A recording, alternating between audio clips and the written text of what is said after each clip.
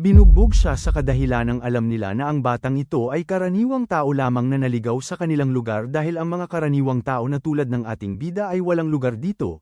Di kalaunan nang mapunta ang ating bida sa kumpol ng mga estudyante na mga maharlika at mga henyo ay pinagtawanan siya ng mga ito dahil agad nila itong hinusgahan na hindi marunong magbasa sapagkat ayon sa kanila na ang mga karaniwang tao na kagaya niya ay hindi naman marunong magbasa ngunit ang ating bida ay magaling magbasa kahit na karaniwang tao lamang siya.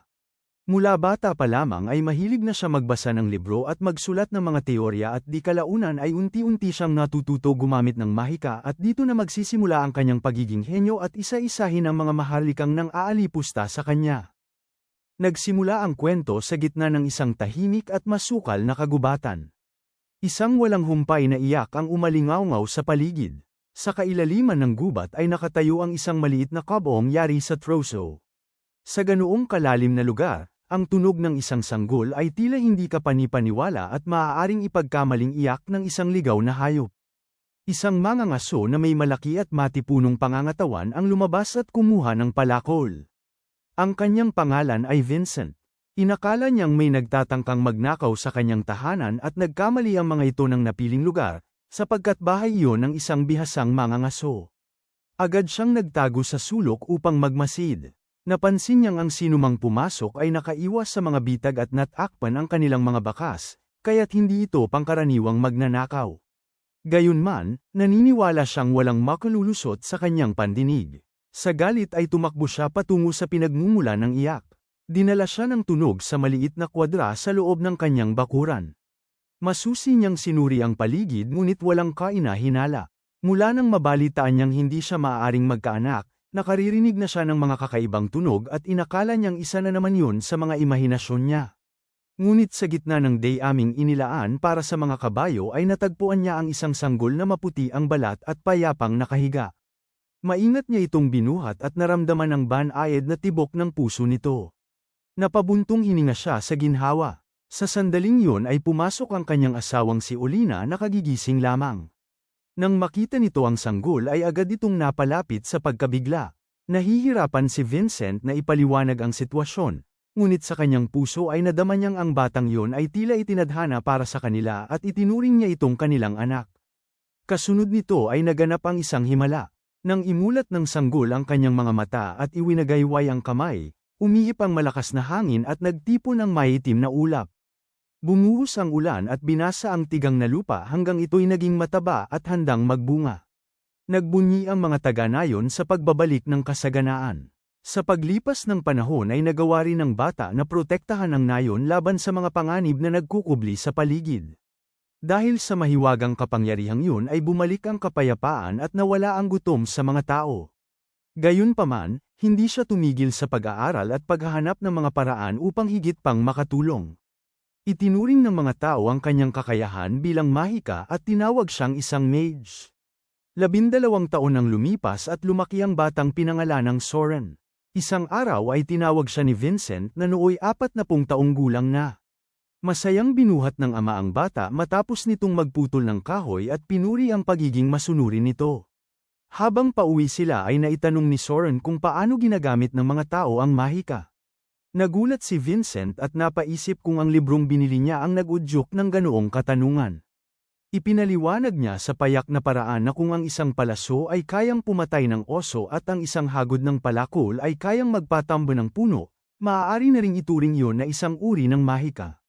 Sa di kalayuan ay may ilang batang nakarinig sa kanilang tawanan. Pinag-usapan nila si Soren at sinabing lagi itong nakatutok sa libro at hindi nakikisama sa paglalaro.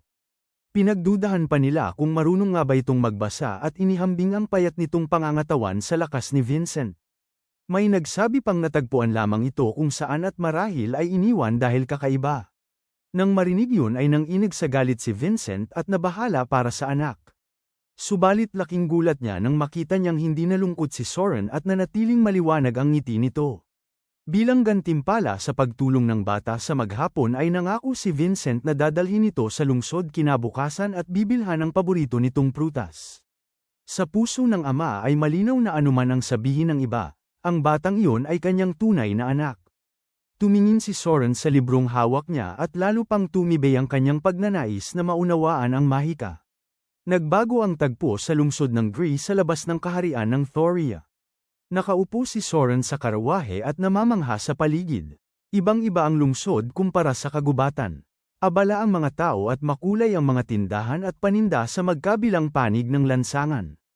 Nang huminto ang karawahe ay pinaalalahanan siya ni Vincent na maghintay sa tindahan ni Ginoong Marion habang ito'y may aasikasuhin, umiwas sa madidilim na eskinita at huwag makabangga ng mga maharlika.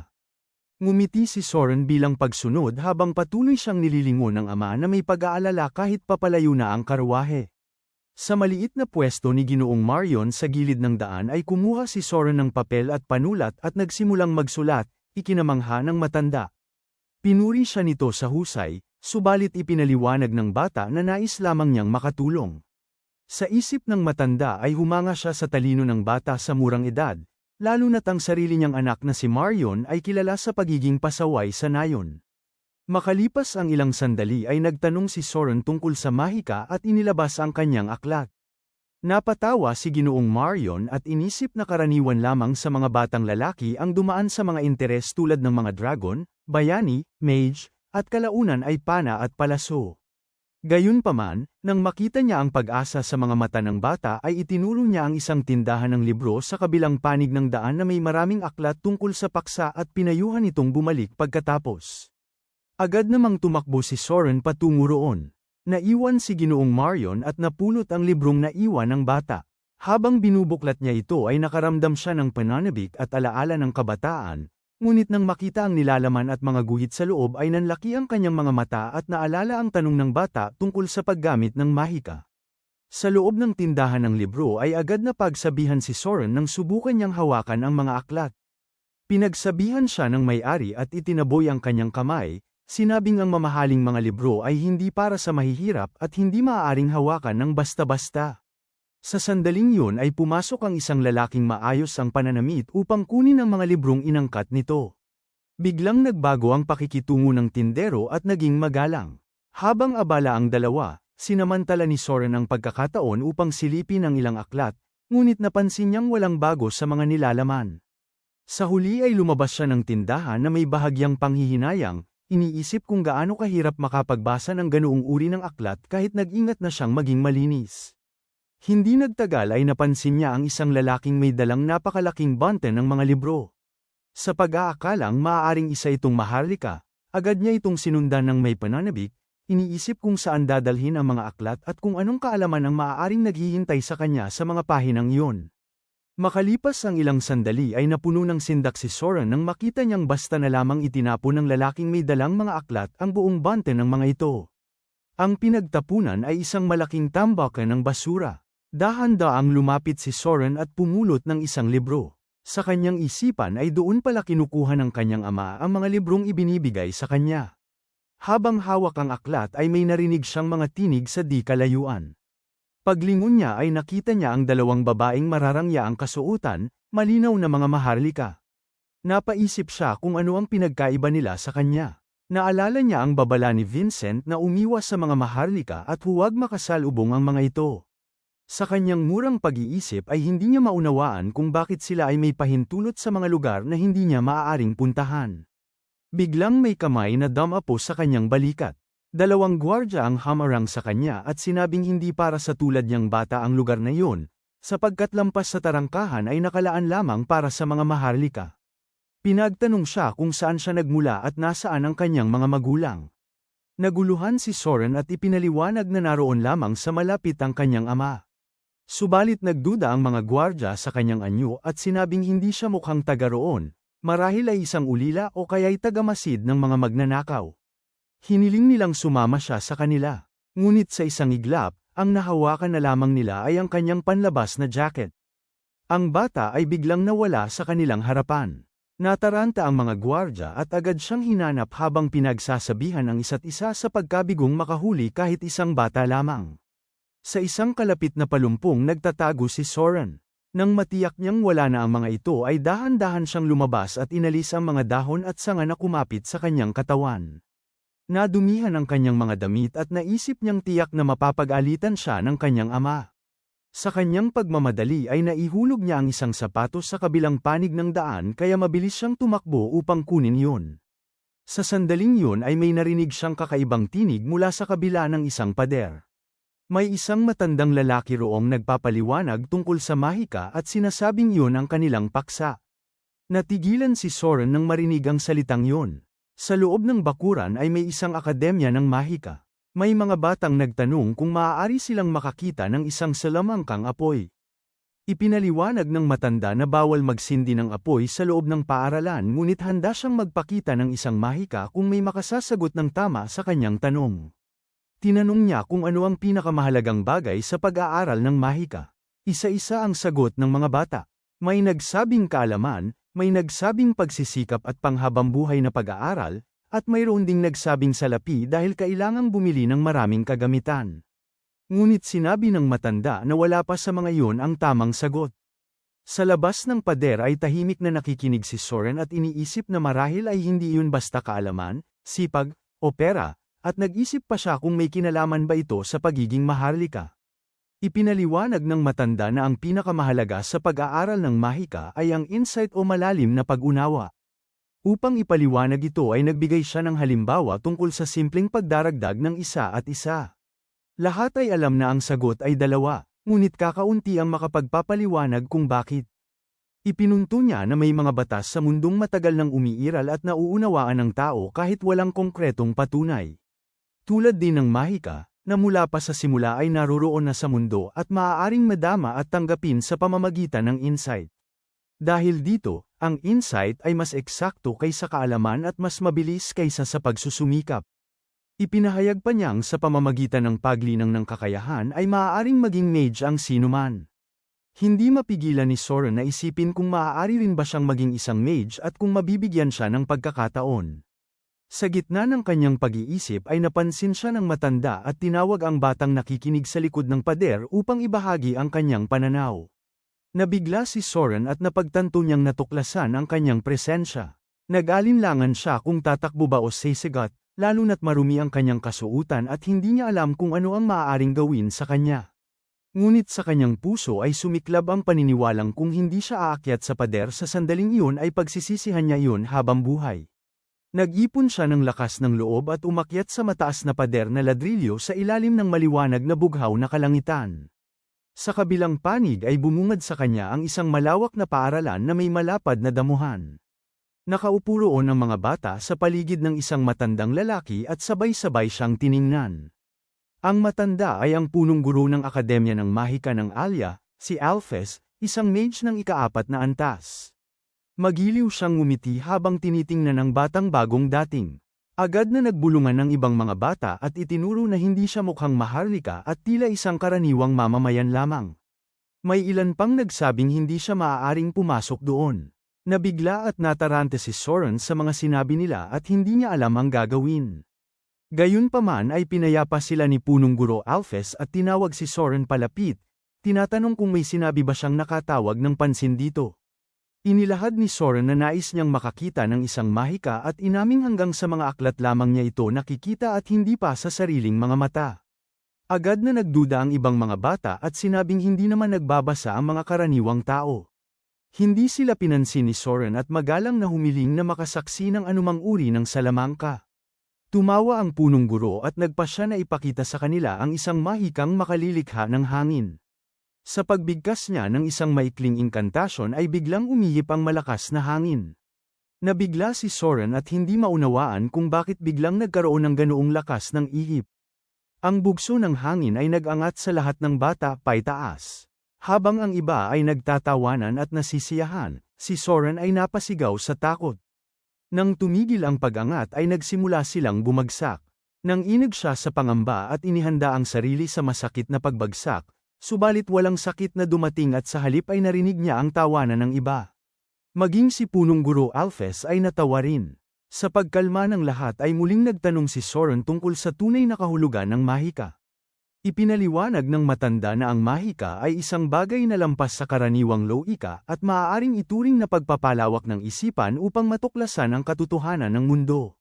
Sa pag-iisip ni Soren ay tila hindi makatotohanan ang paliwanag ngunit marahil dahil doon ay mas malapit ito sa katotohanan. Naging interesado si Alphys at tinanong kung nabasa ba yun sa kanyang aklat. Ipinaliwanag ni Soren na napansin lamang niya ang pagkakatulad ng mga ideya sa iba't ibang libro, na maraming dakilang kaisipan ang minsang itinuring na walang saysay ngunit kalaunan ay tinanggap bilang bagong tuklas na katotohanan. Para sa kanya, ang tunay na katotohanan ay nakatago sa loob ng tila kalokohan. Bahagyang tumango ang punong guro at namangha sa lalim ng pag-iisip ng bata. Nang may matinding determinasyon ay tinanong ni Soren kung ano ang dapat niyang gawin upang matutong gumamit ng mahika. Hindi agad sumagot si Alphys at nag-isip. Nakita niya ang talino ng bata at ang kakayahan nitong samuri at salay ng mahirap na impormasyon upang maunawaan, at naisip niyang tila may kumpiyansa ito sa sariling kakayahan. Subalit alam din niyang ang batang ito ay isang karaniwang mamamayan. Sa huli ay nagpasya siyang magpakita ng halimbawa upang mas madaling maunawaan. Tinawag niya ang isang batang babae na nagngangalang Suman at inutusan itong pumasok sa espiritual na kaharian. Lumapit ang bata at sumunod. Pinanood ni Soren nang may pagkamangha ang nagaganap. Biglang nagliwanag ang mga mata ni Suman at ipinahayag nitong siya ay nakapasok na sa espiritual na kaharian. Iniladlad ng punong guro ang kanyang nakasarang kamao at hiniling sa batang si Suman na hulaan kung ilang barya ang nasa loob nito. Walang pag-aatubiling sinabi ng bata na 6 ang bilang. Nang buksan ang kamay ay napatunayang tama siya. Lubos na namangha si Soren sa nasaksihan. Napansin ng punong guro ang pagkamangha sa kanyang mukha kaya ipinaliwanag niya na kapag ang isang mage ay lubos na nakapokus, nagiging napakatalas ng kanyang isipan at nagagawa nitong madama ang lahat sa paligid. Ang mas mahuhusay na mage ay kaya pang bilangin ang mga dahon sa isang puno kahit mula sa malayong distansya. Ang estadong iyon ng sukdulang sensibilidad ng isipan ang tinatawag na espiritual na kaharian o spirit realm. Muli niyang sinubak si Suman at sa pagkakataong yun ay mas nahirapan ito ng kaunti, subalit tama pa rin ang sagot nitong 3 ang natitirang barya. Ipinaliwanag ng punong guro na ang mage na nakakapasok sa spirit realm ay nakakikita at nakadarama sa mundo sa paraang lampas sa karaniwan at kalaunan ay maaaring makapangibabaw pa sa realidad. Lumawak ang mga mata ni Soren habang iniisip na hindi lamang ito tungkol sa pagbibilang ng barya kundi sa kakayahang malasap ang kabuuan ng sitwasyon sa mismong sandali. Ipinagpatuloy ng punong guro na sa teorya ay maaaring magawa ito ng lahat. Kinakailangang magsanay sa isang tahimik na lugar, damhin muna ang sarili, at pagkatapos ay tunawin ang mga iniisip sa isipan. Bagamat sinasabing kaya ng lahat, hindi lahat ay nagtatagumpay. Kapag nagawa ito ay magbubukas ang isang panibagong mundo. Tinanong niya si Soren kung nauunawaan niya ang paliwanag. Sumagot ang bata na kung hindi niya maramdaman ang sarili ay hindi niya magagawang patahimikin ang kanyang mga iniisip. Bahagyang tinaasa ng kilay ng punong guro, namamangha sa lalim ng pag-unawa ng bata. Nais niyang subukan ito ni Soren doon mismo, sapagkat kung hindi makapasok ang bata sa spirit realm ay hindi ito matututo ng mahika. Isinara ni Soren ang kanyang mga mata at pinagtuunan ng pansin ang sarili. Inisa-isa niya sa isip ang kahulugan ng pagkatao. Hindi lamang utak ang sarili, sapagkat iyon ay isang organo lamang. Ang pandama at intuwisyon ay hindi dapat ikulong sa konsepto ng pisikal na laman.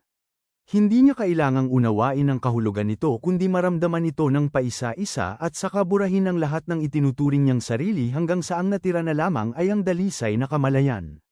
Sa sandaling yun ay tila may bughaw na liwanag na sumiklab sa kanyang isipan. Dahan-dahan niyang iminulat ang mga mata. Pareho pa rin ang tanawin ngunit tila mas malinaw. Tinanong siya ng punong guro kung ano ang kanyang naramdaman.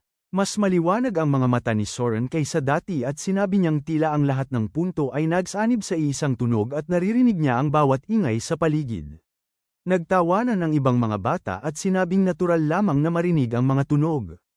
Tumayo ang punong guro at inisip na marahil ay hindi nagtagumpay ang bata gaya ng inaasahan. Ipinaliwanag niya na ang tunay na nangyayari sa loob ng spirit realm ay nasa ibang dimensyon at maihahambing sa isang uri ng synesthesia, isang kalagayang neurological kung saan ang utak ay sabay-sabay na gumagamit ng iba't ibang pandama, gaya ng pagdinig ng liwanag o pagdama ng tanawin sa balat.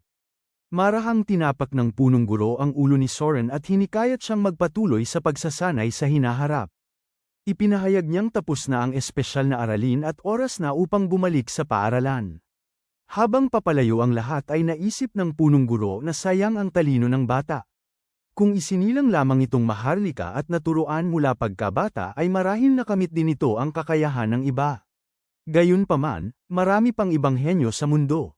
Pag-alis ng lahat ay hindi na nag-aksaya ng oras si Soren. Mabilis siyang umakyat muli sa pader at tumalon pababa. Hinihingal siya ng malakas. Sa loob-loob niya ay tunay na nangyari ang karanasan.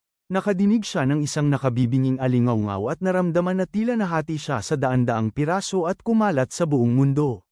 Para bang siya mismo ang mundo.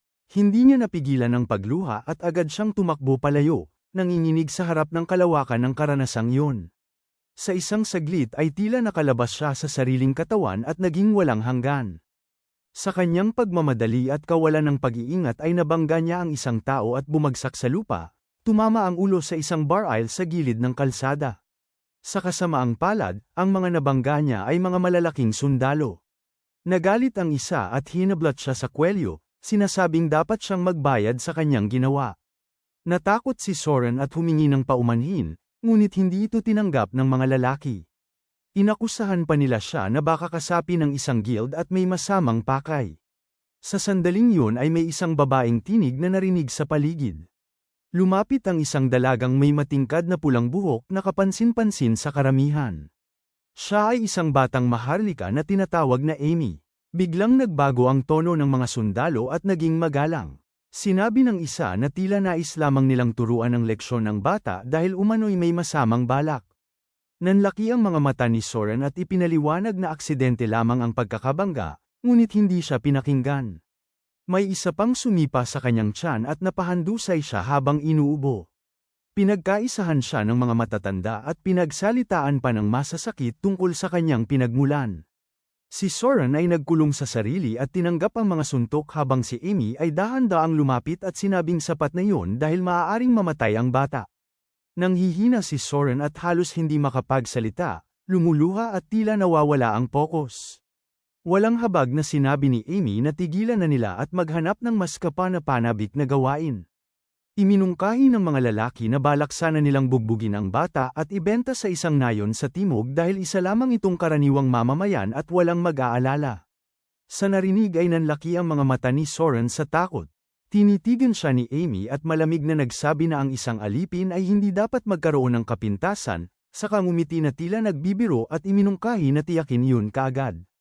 Nagtawanan ang grupo at pinag-usapan ang pagpapahubad sa bata. Namula si Amy sa pag-iisip ngunit sa loob-loob niya ay nais lamang niyang makita ang magiging reaksyon ng bata. Hindi niya inasahang mananatiling tahimik ito at hindi magagalit. Samantala, si Soren ay nasa sukdulang takot. Biglang nagliwanag ang kanyang mga mata. Patuloy sa pagtawa ang mga lalaki hanggang sa may isang langaw na lumipad sa kanilang paligid, sinundan ng mga daga at iba pang insekto. Sa paningin ni Soren ay tila nagbago ang mundo. Nakita niya ang galaw ng lahat ng bagay ng sabay-sabay. Isang nakakasilaw na bughaw na liwanag ang umusbong at bumuo ng tila kidlat na tumama sa paanan ng punong pinagtayuan ng punong guro kanina. Napagtanto niyang tila pumapasok siya sa isang alaala. Umalingaw muli ang tinig ng punong guro na magpapakita ng salamangkang hangin. Isang bilog ng enerhiya ang mabilis na nabuo at sabay-sabay na lumitaw ang lahat ng pangyayaring iyon sa kanyang isipan. Hinablat siya ng mga sundalo at nagalit dahil tila hindi siya nakikinig. Ngunit sa pagkakataong iyon ay hindi nahungkag ang kanyang mga mata kundi nagliliwanag ng matindi. Agad naramdaman ni Amy na may mali at sinubukang pigilan ang mga ito, ngunit huli na ang lahat. Isang napakalakas na bugso ng hangin ang sumiklab at itinangay ang mga lalaki paitaas habang sila ay nagsisigawan sa kaguluhan. Nagulat maging si Soren sa nangyari. Napatitig siya ng may matinding pagkamangha habang ang malalaking lalaki ay inihahagis ng malakas na bugso ng hangin na tila mga daong tinatangay ng bagyo. Ilang sandali pa ay bumagsak ang mga ito mula sa itaas at malakas na tumama sa lupa. Nanlaki ang mga mata ni Soren habang nakikita ang kalunos-lunos na tanawin. Ang mga lalaki ay nakahandusay, ang ilan ay duguan, ang iba na may bali ang mga paa at kamay. May mga umuungol sa sakit at hindi makatayo. Mabilis na lumapit si Amy sa kanya. Naglalagablab ang kanyang pulang mga mata sa galit habang pinagmamasdan ang batang lalaki. Hindi niya matanggap ang nangyari, lalo na at isang karaniwang bata lamang ang nakagawa nito. Sa bigat ng emosyon at takot, tuluyan ang napaiyak si Soren. Dahil sa malakas na ingay, nagsimulang magtipon ang mga tao sa paligid. May mga nagsisigaw at nagtuturo sa pinanggalingan ng kaguluhan. Nakita ni Amy ang papalapit na mga tao at agad siyang tumalilis. Sa isang iglap ay tumalon siya ng mataas at nakatakas, tila ba sanay sa ganoong paggalaw. Naiwang naguguluhan si Soren, hindi maunawaan kung paano yun nagawa ng dalaga. Sa harap niya ay ang mga lalaking nakahandusay sa lupa. Alam niyang walang maniniwala sa anumang paliwanag na maibibigay niya. Wala siyang panahon mag-isip. Ginamit niya ang natitirang lakas upang tumakbo palayo sa lugar. Sa likod niya ay may mga sumisigaw upang humingi ng tulong. Sa kanyang puso ay bumigat ang pakiramdam, iniisip na napakalamig ng mundong ginagalawan niya. Nagbago ang tagpo. Sa pangunahing tahanan ng pamilyang Thomas, isang marangal at mataas na angkan, pumasok si Amy na nagngangalit sa galit. Hindi niya matanggap na natalo ang kanyang mga tauhan ng isang hamak na bata. Ang pinuno ng pamilya, si Sakura Thomas, na siya ring ama ni Amy, ay napatingin sa kanya dahil sa ingay ng pagpasok nito. Napansin niyang maaga itong umuwi at iniisip kung muli na naman itong iniwasan ang kanyang mga aralin. Ipinagkibit balikat ni Amy ang alikabok sa kanyang kasuutan at ipinakita ang pagkainis, sinasabing wala nang bago sa kanyang mga natututunan at wala na iyong kasiyahan. Sa isip ng ama ay napailing siya. Kahit henyo ang anak, hindi dapat ito maging pabaya sapagkat darating ang araw na may hihigit dito. Tila may tinamaan sa loob ni Amy sapagkat nanahimik siya, bagay na hindi karaniwan. Nagtaka ang ama sa kanyang katahimikan. Maya-maya ay mahinang binanggit ni Amy ang tungkol sa mahika at nagpahayag ng pagnanais na makapasok sa akademya ng mahika sa pamamagitan ng kakilala ng kanyang ama. Lumipat muli ang tagpo. Sa isang maliit at tahimik na pamayanan na nababalutan ng nyebe, nakatayo ang ilang mumunting kubo sa gitna ng malamig na hangin ng taglamig. Sa loob ng isa sa mga ito ay narinig ni Alina, ang ina ni Soren, ang pagtawag sa pangalan ng kanyang anak. Ipinaliwanag niyang pumunta ito sa lugar ng pagtutroso upang mag-ipon ng panggatong kahit patuloy ang pagbagsak ng nyebe. Nag-alala si Vincent, ang ama ni Soren, at nagpas siyang hanapin ang bata habang hawak ang isang lumang aklat. Habang naglalakad siya sa puting nyebe, bumalik sa kanya ang alaala noong unang dalhin niya si Soren sa lungsod noong tagsibol at muntik na niya itong mawala. Sinabi lamang noon ng bata na siya ay naligaw, ngunit batid ni Vincent na may mas malalim na nangyari. Samantala, sa harap ng isang malaking tuyong puno na panang bakas ng mga tama ng palakol, naroon si Soren. Ang maliit niyang katawan ay halos hindi na makahinga sa pagod habang hawak ang palakol. Ang mahikang bigla niyang nagamit noon ay hindi pa niya muling magamit mula nang mangyari iyon. Alam niyang dahil sa kakaibang pag-unawa ay nagawa niyang tawagin ang kapangyarihang iyon, ngunit hindi niya batid ang mga hakbang sa pagitan. Wala siyang pormal na kaalaman sa mahika, subalit kaya niyang pumasok sa spirit realm. Muling nagliwanag ang kanyang mga mata at nagbago ang kanyang paningin. Ang lahat ay nabalot ng nakakasilaw na bughaw na liwanag. Naramdaman niya ang hugis, amoy, at kabuuang presensya ng puno ng sabay-sabay. Sa gitna ng punong kahoy ay may napansin siyang maliit na tuldok ng liwanag. Hindi niya maipaliwanag yon, ngunit malinaw niyang naramdaman. Agad niyang inihataw ang palakol sa mismong pinagmumulan ng liwanag. Sa isang malakas na hampas ay bumagsak agad ang malaking puno. Namangha siya kahit isang beses lamang niya itong tinamaan. Hindi niya alam na sa likod ng kalapit na puno ay nagtatago si Vincent at nasaksihan ang lahat. Nabigla ito ng husto. Ang nakita niya ay isang thunderstrike, isang pambihirang pangyayari kung saan bumabagsak ang puno sa isang tama lamang kapag nataman ang pinakahinang bahagi nito, at tinawag yun sa ganoong pangalan dahil ang tunog ay parang kulog. Patuloy na pinanood ni Vincent ang anak habang ginagamitan ng lag-ari ang nabuwal na puno, halos kasing laki ng kanyang katawan ang gamit. Ipinahayag ni Soren sa sarili na ito ang unang matagumpay na pagtatangka matapos ang napakaraming pagsubok. Hindi napigilan ni Vincent ang pagluha habang mahigpit na hawak ang lumang aklat. Nauunawaan niyang hindi swerte ang kailangan kundi matibay na pundasyon ng kaalaman. Nagpasya si Soren na ipagpatuloy ang pagsasanay araw-araw sapagkat darating din ang pagkakataon.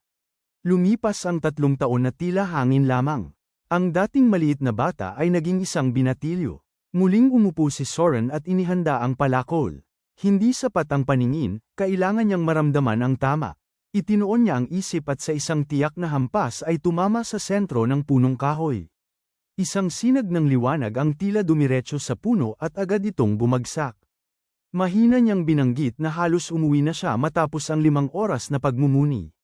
Sa loob ng mga oras na iyon ay tila naging isa siya sa kalikasan, narinig ang paggalaw ng mga dahon, ang kilos ng mga insekto, at ang pagsipsip ng mga puno ng sustansya mula sa lupa.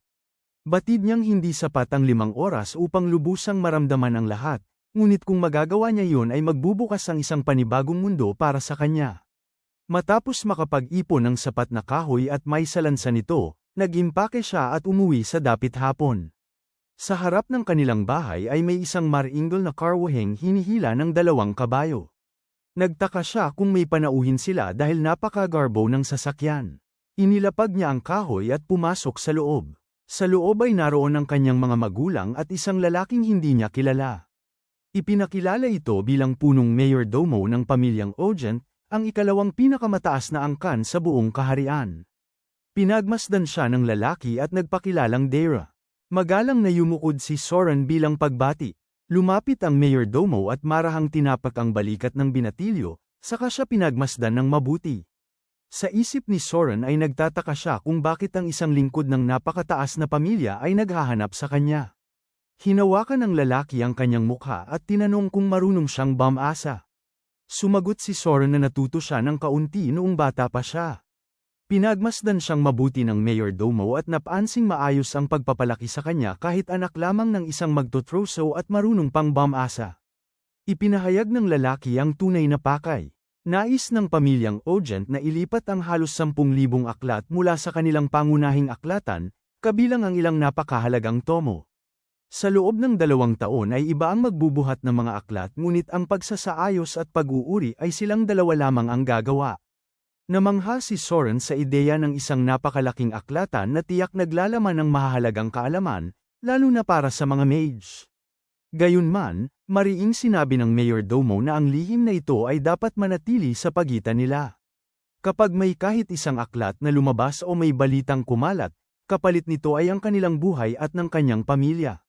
Napatingin si Soren sa kanyang mga magulang at naunawaan kung bakit sila nababahala. Idinagdag ng mayordomo na dahil nakataya ang kanilang buhay, malaki ang kabayarang matatanggap nila, isang halagang hindi niya kailanman kikitain sa pangangaso lamang, at sapat upang mabigyan ng maayos na kinabukasan ang kanilang anak. Hindi na nakapagpigil si Vincent at sumigaw. Hindi niya alintana ang usapan tungkol sa pera, ang nais lamang niya ay matupad ng kanyang anak na si Soren ang pangarap nito. Nang marinig yun ng kausap nilang lalaki ay malakas itong tumawa at minaliit ang kanilang hangarin. Para rito, wala namang kinabukasan ng isang batang tulad ni Soren at walang saysay ang mangarap. Ipinunto pa nito na kung hindi pera ang dahilan, wala nang ibang rason upang ialok nila ang bata. Ipinaalala niyang sinabi mismo ni Vincent na marunong magbasa ang kanyang anak, ngunit kahit marunong ito ay hindi niya kayang bantayan ito sa lahat ng oras. Ipinahiwatig pa ng lalaki na tila niloloko lamang ni Vincent ang sariling anak sa pangakong matutupad ang pangarap nito. Natigilan si Vincent. Sumagi sa isip niya ang isang alaala noong maliit pa si Soren. Noon ay tinuruan lamang ni Alina ang bata ng ilang salita bilang libangan, ngunit pagdating ng 6 na taong gulang ay kusa na itong nagbabasa upang matuto. Masunurin at mabait ang bata, at higit sa lahat ay matalino. Sandaling pumasok sa isip ni Vincent na baka kung isinilang lamang ito sa isang marangal na pamilya ay nakapag-aral sana ito ng maayos. Agad niyang itinaboy ang kaisipang yun at pinaniwala ang sarili na tama lamang na matutong magtotroso ang anak ng isang magtotroso. Ngunit nang magsimulang sumama si Soren sa kabundukan upang magtrabaho, doon siya tunay na natakot. Sa huli ay inamin niya sa sarili na siya mismo ang nagkulong sa anak sa kapalarang yun. Sa paglimot sa sariling dangal, lumuhad si Vincent sa harap ni Tamira at nakiusap. Ipinaliwanag niyang kailangan lamang ng lalaki ang isang karaniwang taong marunong bumasa at ang kanyang anak ay may kakayahang iyon at matalino pa. Pakiusap niya na kung gagamitin man si Soren ay hayaan sana itong makapagbasa ng mga aklat. Nanginginig ang kanyang tinig at tumutulo ang luha habang sinasabi niyang hindi niya kailangan ng anumang bayad. Sa sobrang emosyon ay itinaboy niya ang lalaki at sinabing umalis ito sa kanilang bahay dahil hindi niya kailangan ng kanilang pera. Walang pag-aatubiling tumalikod si Tamira. Sa kanyang isipan ay minaliit niya ang pamilya dahil sa kakulangan nila sa kayamanan at tinuring silang mga taong hindi alam ang kanilang lugar. Sa sandaling yun ay nagsalita si Soren at pinigilan ang kanyang ama. Inihayag niyang tatanggapin niya ang alok. Nabigla si Vincent sa desisyon ng anak. Hinarap siya ni Tamira at muling pinaalalahanan na anumang balitang kumalat ay magdudulot ng kamatayan sa kanya. Matatag na sinabi ni Soren na handa siyang akuin ng panganib at hindi niya sila sisisihin sakaling may masamang mangyari. Ngumiti ang lalaki at sinabi na babalikan siya makalipas ang 1 linggo. Maaari pa siyang umatras bago yun, ngunit kapag nakapasok na siya sa mansiyon ay hindi na siya makakaalis hanggat hindi natatapos ang gawain. Pagkaalis ng lalaki ay agad na tinanong ni Vincent ang anak kung bakit nito tinanggap ang ganoong mapanganib na alok. Para sa kanya ay tila naghahanap lamang ang mga iyon ng taong may aalay kung may mangyaring mali at handa siyang akuin ng responsibilidad upang hindi na kailanganin ng anak na sumama. Ngunit marahang nagpasalamat si Soren sa kanyang ama sa regalong pagkakataong ibinigay nito sa kanya. Nagyakapan silang mag-ama at kapwa napaluha. Ipinangako ni Vincent na poprotektahan niya ang pamilya at hiniling sa anak na bumalik ng ligtas. Sa isip niya ay nagtanong siya kung sapat ba ang pagpapalaki niya kay Soren. Si Alina na nakatayo sa tabi nila ay hindi rin napigil ang umiyak. Lumipas ang 1 linggo at gaya ng napag-usapan ay nagpadala si Tamira ng mga tao upang sunduin si Soren. Nilagdaan ni Vincent ang kasulatan at napatulala habang agad itong kinuha. Mabilis ding isinakay si Soren sa karwahe. Isinara ang pinto at iniwan ang kanyang mga gamit ayon sa utos ng mga sundo. Habang masayang nagkukwentuhan ang dalawang lalaki sa loob, tahimik si Soren at ginamit ang spirit realm upang pagmasdan ang kanyang mga magulang. Nakita niyang magkayakap ang dalawa at umiiyak. Sinubukan niyang abutin sila ngunit yumandar na ang karwahe at napilitan siyang ibaba ang kamay. Pinatatag niya ang loob at pinaalalahanan ang sarili na minsan lamang darating ang ganitong pagkakataon. Alam niyang parang espada na may 2 talam ang pagpasok sa piling ng mga taong may walang hanggang kapangyarihan at iniisip kung makakayanan niyang mabuhay sa loob ng 2 taon. Mabilis na tinahak ng karwahe ang daan palabas ng kagubatan. Ang kanilang patutunguhan ay ang kaharian ng Thoria, sa kabiserang lungsod ng Basa at ang kalapit nitong lungsod na Gree. Doon matatagpuan ang pangunahing tahanan ng pamilyang Ogent, ang ikalawang pinakamataas na angkan sa kaharian at kilala sa paghubog ng mga Orthodox swordsmen. Ang dating pinuno ay isang 3 antas na swordsman at ang kasalukuyang pinuno na si Bishop Ogent ay isang 4 na antas na Orthodox knight. Sa madaling sabi ay hawak nila ang makapangyarihang puwersa sa lungsod. Ang tanyag na palatandaan ng kanilang pamilya ay ang Grand Avenue. Namangha si Soren habang pinagmamasdan ang daang bato na patungo sa isang napakalaking mansiyon na napapalibutan ng hanay-hanay na punong may gininto ang daong dahan-daang nalalaglag. Huminto ang karwahe at hindi niya napigil ang mapasinghap. Binalaan siya ng mga sundo na ang pamilyang ito ay puno ng mga halimaw sa lakas kaya't dapat siyang mag-ingat sa pananalita. Habang naglalakad papasok ay lalo niyang naramdaman ang bigat ng katotohanang naroon siya sa tahanan ng isang 2 antas na marangal na pamilya. Matapos ang maikling lakaran ay dinala siya sa isang gusaling hugistore sa tabi ng mansiyon. Ipinaliwanag na iyon ang tanggapan at pahingahan ng mga mayordomo at doon din siya maninirahan. Sa loob ay naghihintay na si Tamira at agad ipinaliwanag ang mga tungkulin niya. Sumunod si Soren habang dala ang kanyang bag at nangakong gagawin ang lahat ng makakaya. Binuksan ang isang malaking pintuang kahoy at bumungad ang engranding aklatan ng pamilyang Ogent. Napakarami ng mga aklat kaya kinakailangan ng 3 hanggang 4 na palapag ng estante upang mapaglagyan ang mga ito. Ipinaliwanag ni Tamira na ililipat ang mga aklat sa bagong aklatan at tungkulin ni Soren ang pag-uuri at paghahanap ng mga aklat batay sa listahang ibibigay bawat linggo. Ang oras ng trabaho ay mula alas 9 ng umaga hanggang alas 6 ng gabi. Sa labas ng mga oras na yun ay malaya siya ngunit hindi maaaring lumabas ng nasasakupan o pumasok sa mansiyon nang walang espesyal na pahintulot. Tuturuan din siya ng mga regular na mayordomo ng wastong asal sa paglilingkod. Iniabot sa kanya ang makapal na bante ng mga papel na naglalaman ng mga talaan. Sa isip ni Soren ay sulit ang panganib kapalit ng pagkakataong ito. Nang sumunod na umaga ay pumasok siya sa aklatan na nakasuot ng pormal na kasuotan at inilapag ang mga papeles sa mesa. Napagtanto niya kung bakit iisang tao lamang ang dapat humawak ng pag-uuri upang maging pare-pareho ang pamantayan. Halimbawa, ang isang aklat tungkol sa kasaysayan ng espada ay maaaring ilagay ng iba sa seksyon ng propesyonal na eskrima o sa pangkalahatang kasaysayan, kaya kinakailangang may iisang batayan. Habang sinusuri ang iba't ibang sistema ng pag-uuri, napagtanto niya na magkakaugnay ang lahat ng kaalaman at ang kasaysayan ang pinakapuso na nagdurugtong sa mga ito. Ang kasaysayan ang tuwid na linya na pinag-uugatan ng lahat ng larangan. Sa sandaling pag-aralan at gamitin ang kasaysayan bilang pundasyon, mas bumilis ang kanyang pagkatuto. Sa halos 10,000 aklat, tinatayang 850 ang tungkol sa kasaysayan. Nagpasya siyang basahin ang lahat ng iyon sa loob ng 2 taon upang makalapit sa kanyang pangarap na maging isang mage. Sa gitna ng kanyang pag-iisip ay may narinig siyang mahinang ingay na tila hudyat ng pagdating ng isa sa mga nakatataas na mayordomo. Agad na isinara ni Soren ang aklat na hawak niya. Alam niyang hindi siya pinahihintulutang magbasa habang nasa oras ng trabaho kaya hindi dapat siya makita ng iba. Gaya ng inaasahan, mabilis na lumapit si Tamira at sinuri ang kanyang ginagawa. Tinanong siya nito kung maayos ba ang pagkakaayos ng mga aklat at kung muli ba siyang nag-o-overtime. Magalang na sumagot si Soren na maayos ang lahat. Pinayuhan siya ni Tamira na mahaba pa ang landas na tatahakin niya at huwag agad mapagod. Dapat daw niyang panagutan ang bawat ginagawa niya. Tiniyak ni Soren na hindi siya pababayaan ang tungkulin.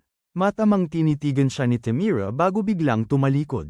Kinabahan si Soren at inisip kung nahuli ba siyang nagbabasa. Ngunit simpleng inalis lamang ni Tamira ang alikabok sa kanyang kasuutan at pinaalalahanan siya na hindi lamang mga mayordomo ang pumapasok sa aklatan. Maging ang pinuno ng pamilya at ang mga batang Panginoon ay nagagawi roon kaya dapat niyang panatilihing maayos ang uniforme at huwag ibaba ang dangal ng pamilyang Ogent. Napansin din nito ang mahaba niyang buhok at ipinag-utos na ayusin yun. Magalang na sumunod si Soren at nagpaalam. Sa labas ay kalmado siya ngunit sa loob ay nanginginig at nakahinga lamang ng maluwag nang mapagtanto niyang hindi siya nahuli. Nagpasya siyang mag-focus sa loob ng 2 taon at umiwas sa anumang gulo. Naisip pa niyang atali ang buhok tulad ng kanyang ama.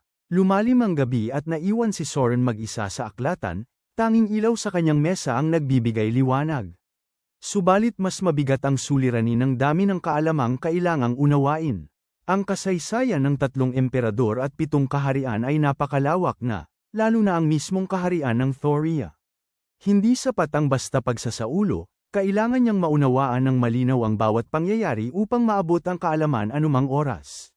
Pinilit niyang magbasa pa ng 1 linya kahit hating gabi na, ngunit bumigay ang kanyang katawan at nakatulog siya sa mesa.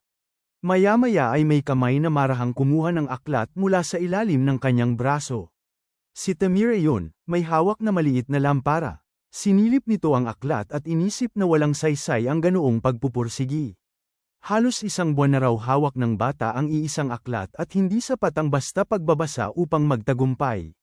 Ngunit dahil hindi naman praktikal na aklat ang binabasa nito, minabuti niyang pabayaan na lamang siya. Tahimik siyang umalis gaya ng pagdating. Lumipas ang 3 buwan mula nang magsimulang magtrabaho si Soren sa engranding aklatan ng pamilyang Ogent. Mas bihasa na siya sa pag-uuri ng mga aklat at marami na rin siyang natutunan mula sa mga kasamahang mayordomo. May isang pagkakataong may nanghiram ng aklat at nabanggit niyang ang 2 batang Panginoon ay mayroon pang hindi na ibabalik na aklat. Ipinaliwanag ng kausap niyang mayordomo na ang mga marangal ay hindi naman nag-aalala kung may mawala mang aklat, silang mga lingkod lamang ang nababahala. Nakakagulat pa na tila wala ring pakialam ang mga Panginoon kung kumalat man ang nilalaman ng mga aklat. Napaisip si Soren na marahil ay walang lubhang mahalagang aklat sa bahaging iyon ng aklatan, ngunit hindi ibig sabihin nito ay ligtas na siya. Nagpaalam ang kausap niya at umalis. Sa loob ng aklatan ay sumagi sa isip ni Soren na ang isang marangal ay tunay na kalmado lamang kung may malasakit ito sa karaniwang tao. Ngunit karamihan ay hindi man lamang naaalala ang sakripisyong iniaalay ng mga ito. Ang mga lingkod ay kailangang walang pagkakamali at halos mawalan ng damdamin upang makaligtas. Sa huli ay inisip niyang mas mabuti ang tahimik na pamumuhay. Biglang bumukas ang pinto at may batang lalaking may bughaw na buhok ang pumasok ng padabog. Ito ang bunsong anak ng konde, si Rain Ogent. Natisod ito papasok at tila nagtatago. May narinig namang tinig mula sa labas na humahabol sa kanya. Agad na lumapit si Rain kay Soren at pinakiusapang huwag siyang isumbong. Hindi sumagot si Soren at napansin ang tangkad ng binata. Mabilis na sumiksik si Rain sa ilalim ng isang cabinet. Ilang sandali pa ay pumasok ang isang lalaking may mahabang balbas at malakas ang tinig. Ipinakilala niya ang sarili bilang tagapagsanay sa eskrima at siya raw ang may karapatang magdisiplina kay Rain. Tinanong niya si Soren kung may nakita ba siyang batang may bughaw na buhok. Sa isip ni Soren ay naisip niyang kung maliit pa sa paningin ng lalaki si Rain, lalo na siya. Nanginginig man ay magalang niyang itinuro ang cabinet kung saan nagtatago ang batang Panginoon. Nagulat si Rain ngunit agad siyang hinayla palabas ng tagapagsanay at kinaladkad ng walang awa.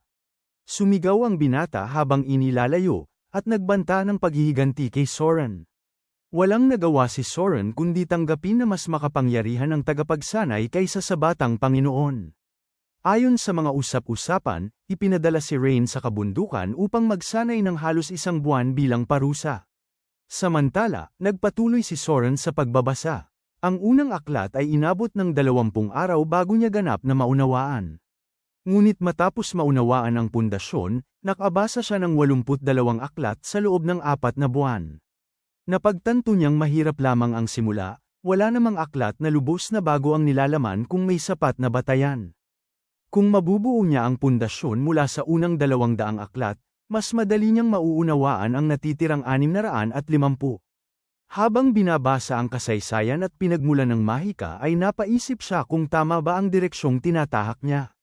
Ngunit dahil naunawaan na niya ang pagbuo ng lahat ng bagay sa mundo, lalo siyang naniwalang tama ang pasyang pag-aralan ang kasaysayan. Ang isang scholar ay lumilikha ng teorya at ang isang mage ay gumagawa rin ito ngunit kailangang maisakatuparan sa realidad. Sa ganitong diwa, magkahawig ang scholar at mage. Gayunpaman, hindi lahat ng scholar ay mage sapagkat hindi lahat ay kayang pumasok sa estado ng banal na kamalayan o spirit realm.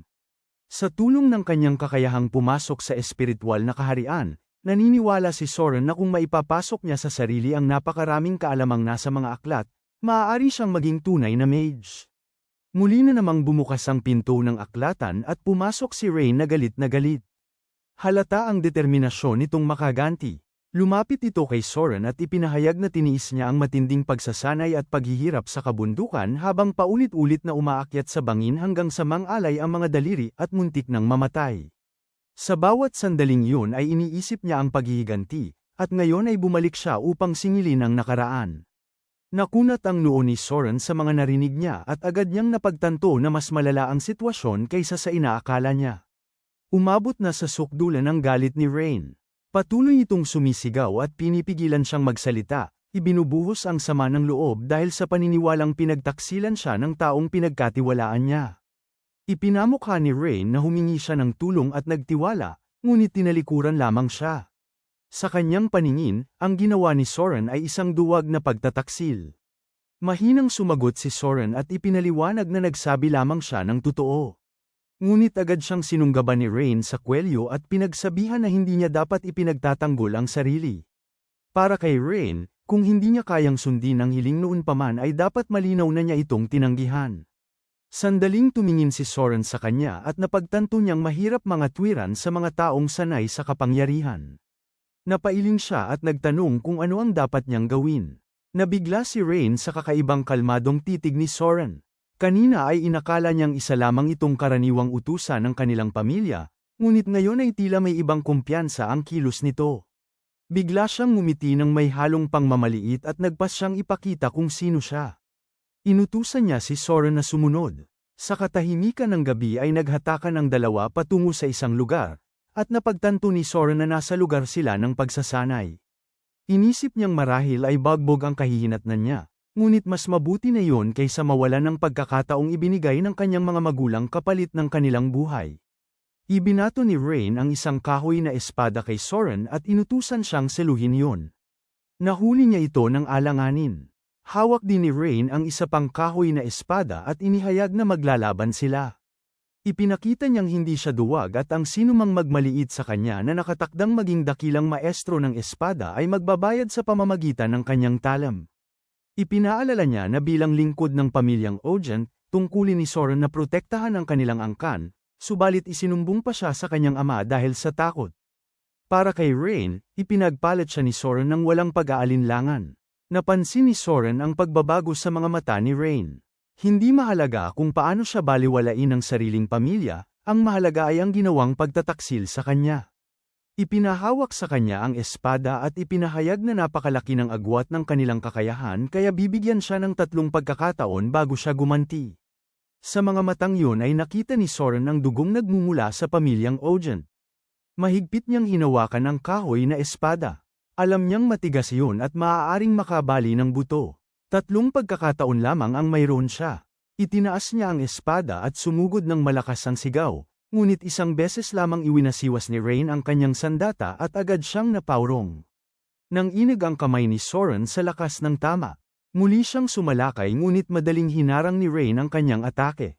Pinagtawanan pa siya nito at ipinakitang kulang ang kanyang kaalaman sa paghawak ng espada. Isang pagkakataon na lamang ang natitira. Sa sandaling yun ay tumilim ang mga mata ni Soren. Pinagmasdan niya ang bawat galaw ni Rain, ang direksyon ng pag-atake at ang mga kahinaan sa hawak nito. Bigla siyang sumugod habang si Rain ay pumwesto sa depensa. Malakas na nagbanggaan ang 2 kahoy na espada. Hindi napansin ni Rain ang bitak na nabubuo sa kanyang sandata at inihayag na siya naman ang susunod na gagalaw. Ngunit ilang sandali pa ay naduraj ang kanyang espada at nagkalasog-lasog sa hangin. Napatitig siya sa mga piraso, hindi makapaniwala sa nangyari. Kasabay nito ay nabali rin ang kahoy na espada ni Soren. Hapaw siya at halos hindi makapaghagilap ng hininga, ngunit alam niyang nagtagumpay ang kanyang pagsusugal. Sa unang hampas ay sinukat niya ang lakas, sa ikalawa ay inaral ang tiyempo, at sa ikatlo ay isinagawa ang planong 3 taon niyang pinanday, ang tinatawag niyang kidlat na pag-atake. Tahimik na tinitigan ni Rain ang sirang espada sa kanyang kamay bago niya tinawag si Soren at tinanong kung saan ito natutunan ang ganoong pamamaraan. Ipinaliwanag ni Soren na hindi yun formal na espada kundi isang teknik lamang na natutunan niya sa pagpuputol ng kahoy sa kabundukan kasama ang kanyang ama. Dahil mahina ang kanyang pangangatawan, gumawa siya ng paraan upang mas mapadali ang pagpuputol, at tinawag iyon ng mga magtotroso na kidlat na hampas. Hindi makapaniwala si Rain. 10 taon na siyang nagsasanay sa espada at hindi niya matanggap na ang isang teknik na tila pangpatay ay natutunan lamang sa pagputol ng kahoy. Biglang sumagi sa isip niya ang alaala ng kanyang kabataan nang mabali rin ang kanyang espada. Ngunit ang Samire noon ay ang kanyang nakatatandang kapatid na si Jace. Noon ay 12 taong gulang pa lamang si Jace ngunit nagamit na nito ang lihim na teknik ng pamilyang Ogent. Pinuri ito ng kanilang ama at ng buong angkan, ipinagdiwang ang kanyang henyo, habang ang batang si Rain ay nakaupo lamang sa lupa at hindi pinapansin. Sa araw na yun ay sumibol ang matinding paninibugho sa kanyang puso dahil hindi niya kayang maabot ang antas ng kanyang kapatid. Bumalik siya sa kasalukuyan at sumiklab ang galit. Hindi niya matanggap ang pagkatalo. Bago pa makapagsalita si Soren ay pinatahimik niya ito at inilabas ang tunay na espada. Sinuri niya yun at inihagis kay Soren. Dahil parehong nasira ang kanilang sandata, hindi pa raw tapos ang laban. Kung kaya ni Soren ang isang teknik na tila pangpatay, nararapat lamang na tratuhin siya bilang tunay na kalaban. Ipinahayag niyang makalipas ang 1 buwan ay muli silang magtatagpo sa lugar na yun at maglalaban gamit ang tunay na espada.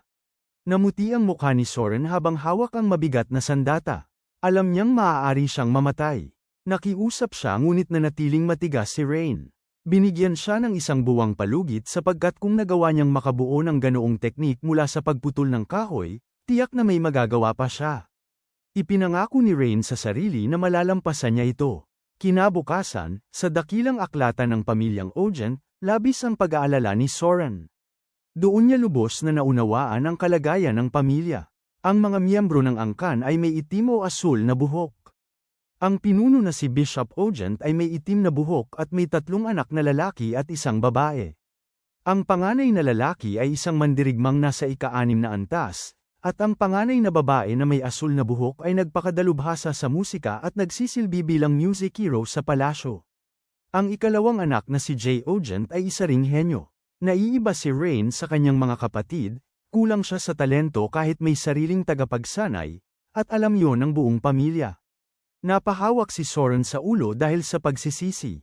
Naisip niyang mas mabuti pa sanang hinayaan na lamang niyang mapalo siya noon. Hindi niya sinasadyang sugatan ang dangal ng isang taong buong buhay ay inihambing sa kanyang mga kapatid. Batid niyang ang mga maharlika ay may mataas na tingin sa sarili, at ngayon ay maaaring malagay sa alanganin ang kanyang buhay. Ngunit wala siyang panahon para panghinaan ng loob. Kung mabibigo siya, masasayang ang sakripisyo ng kanyang mga magulang. Kaya kailangan niyang humanap ng paraan upang mabuhay at harapin ang hamon sa loob ng isang buwan. Mabilis na pinatatag ni Soren ang kanyang loob at nagpas siyang mag-isip ng malinaw. Napagdesisyonan niyang tatahakin niya ang landas ng pagiging isang mage. Mula pa noong namuhay siya sa kabundukan ay buo ang tiwala niya sa tibay ng kanyang katawan. Kung matututo lamang siyang ipagtanggol ang sarili, naniniwala siyang may pag-asa siyang mabuhay. Wala siyang ibang pagpipilian kundi ibigay ang lahat ng kanyang makakaya. Samantala, si Rain ay nagsasanay na tila isang nagwawalang toro. Walang tigil siyang tumatakbo at nalampasan pa ang 100 ikot. Ipinagmamalaki siya ng kanyang guro dahil mas mabilis iyon kaysa sa dati niyang record. Namangha ang guro sa biglaang sipag niya, sapagkat hindi niya inasahang magsasanay ito ng ganoon kasigasig. Pawis na pawis si Rain at naiinis sa uri ng pagsasanay na ginagawa niya. Sinaway siya ng kanyang guro at pinaalalahanan na matatag pa itong nakatayo, kaya dapat ay kayanin pa niya ang mas mabigat na paraan ng pag-eensayo. Nagtaka ang guro kung ano ang nangyari sa kanya, ngunit hindi nagsalita si Rain.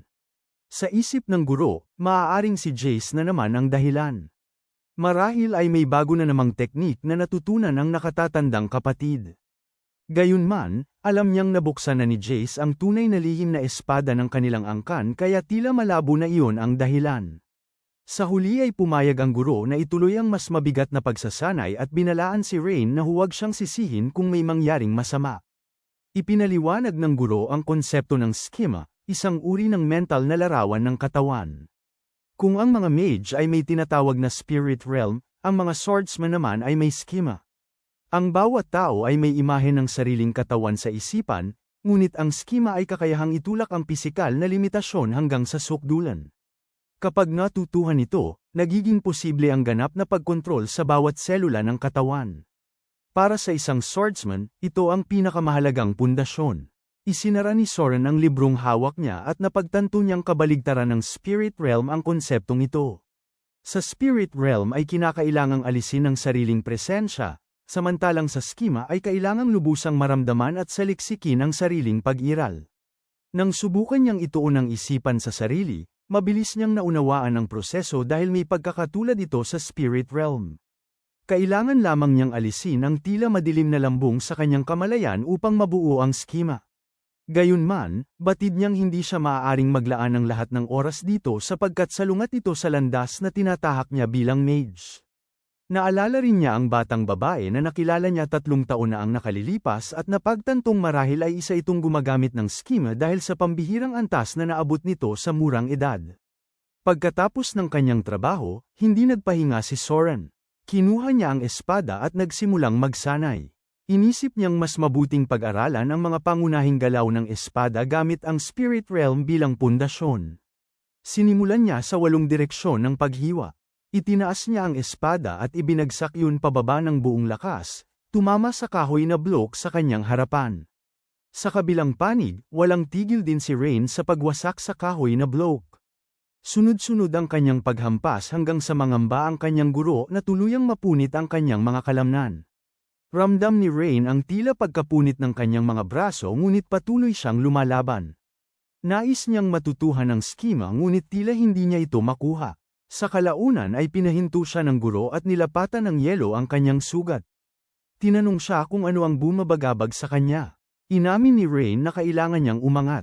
Ipinaliwanag ng guro na maaaring hindi siya likas na henyo, sapagkat ang mga henyo ay batid ang kanilang lakas at doon lamang nila ibinubuhos ang kanilang pagsisikap.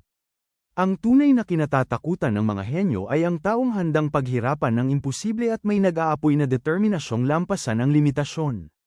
Ang ganitong uri ng tao ang likas na kalaban ng isang henyo. Tumimo ang mga salitang iyon kay Rain. Kung wala siyang likas na talento, makukuha niya ito sa pamamagitan ng walang humpay na pagsisikap. Nangako siyang mananalo siya anuman ang mangyari. Samantala, patuloy ang pagsasanay ni Soren. Para sa kanya, ang espada ay hindi lamang paraan ng pagkitil ng buhay kundi isang labanan ng isip sa pagitan ng buhay at kamatayan. Inisip niya ang isang di nakikitang kalaban na maaaring umatake mula sa 8 pangunahing direksyon. Sa loob ng isang buwan ay paulit-ulit niyang inensayo ang pag-atake at pagdepensa sa 8 direksyong iyon. Sa kanyang imahinasyon ay nakipaglaban siya sa isang tunay na tao, hinaharang ang bawat hiwa. Sa bilis ng pagbangga ng mga espada sa kanyang guni-guni, tila naging hugis gasuklay ang bakas ng liwanag sa hangin. Lalong lumino sa kanyang paningin ang bawat direksyon ng pag-atake. Napangiti siya ng bahagya at naunawaan ang mundong pinili ng mga swordsman, isang mundong walang hanggan tulad ng mahika. Sa kabila nito, alam niyang maaaring hindi na siya makabalik sa kanyang mga magulang. Humingi siya ng tawad sa isip at tinanggap na ang landas na ito ay puno ng panganib. Subalit nakita niya ang kagandahan ng mundong iyon at hindi siya nagsisi. Mabilis na lumipas ang itinakdang 1 buwan. Sa ilalim ng maliwanag na buwan, nagliwanag ang lugar ng pagsasanay ng pamilyang Ogent. Mabagal na pumasok si Rain sa bakuran at handang simulan ang laban. Nang makita niya si Soren ay napansin niya ang kakaibang aura nito. Sa loob lamang ng 1 buwan ay nagbago ang tindig at balanse nito. Dati ay magulo ang posture nito at halatang walang alam sa espada, ngunit ngayon ay kalmado itong nakahawak sa tunay na sandata. Lalong tumindi ang determinasyon ni Rain na manalo. Agad siyang sumugod upang umatake. Buong pansin namang pinagmasdan ni Soren ang galaw ng espada ni Rain.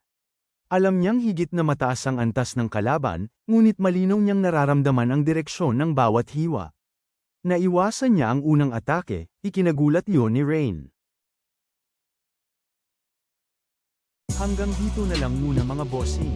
Kung gusto mong subaybayan ang kwentong ito, mag-like, comment, at subscribe at i-hit mo na rin ang notification bell para ikaw ang unang makapanood pag may bago tayong upload. Kita-kits sa susunod mga boss.